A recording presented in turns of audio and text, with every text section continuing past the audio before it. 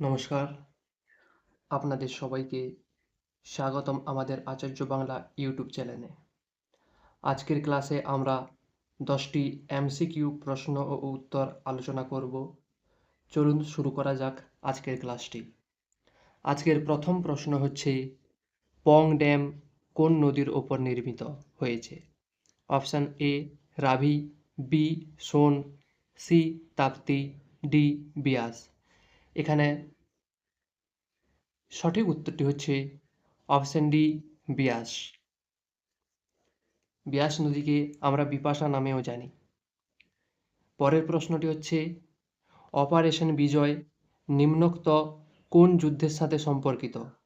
Option A Kargil যুদ্ধ 1999, option B 1947 Bharat ও পাকিস্তান যুদ্ধ, C 1967 Bharat ও পাকিস্তান যুদ্ধ, ডি 1971 ভারত ও পাকিস্তান যুদ্ধ। এখানে সঠিক উত্তর হচ্ছে অপশান এ কার্গিল যুদ্ধ।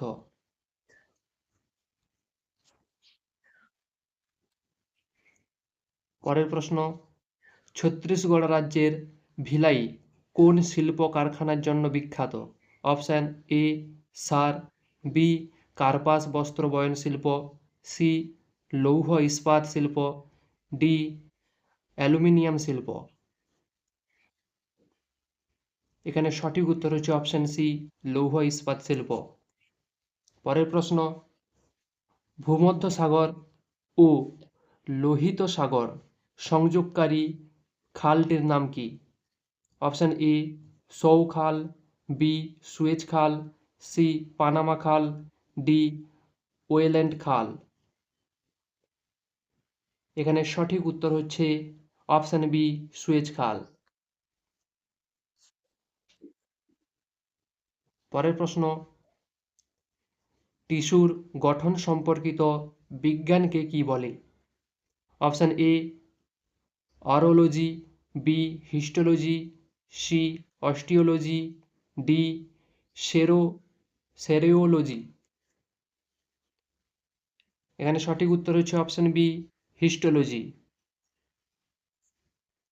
পরের প্রশ্ন, কোন সালে প্রথম মানুষের হৃৎপিণ্ড প্রতিস্থাপন করা হয়েছিল? Option A 1947, B 1957, C 1967, D 2001। এখানে সঠিক উত্তর হচ্ছে অপশান সি 1967। পরের প্রশ্ন, সাদা ফসফরাসকে কোন তরলের মধ্যে রাখা হয়? অপশান এ জল, B ether, C benzene, D kerosene. এখানে সঠিক উত্তর হচ্ছে অপশান এ জল। পরের প্রশ্ন, পদার্থের নিচের কোন অবস্থায় অণুর আকর্ষণ বল সর্বাধিক? অপশান এ গ্যাস, বি তরল, সি কঠিন, ডি প্লাজমা। এখানে সঠিক উত্তর হচ্ছে অপশান সি কঠিন। পরের প্রশ্ন, কে তেজস্ক্রিয়তা আবিষ্কার করেন?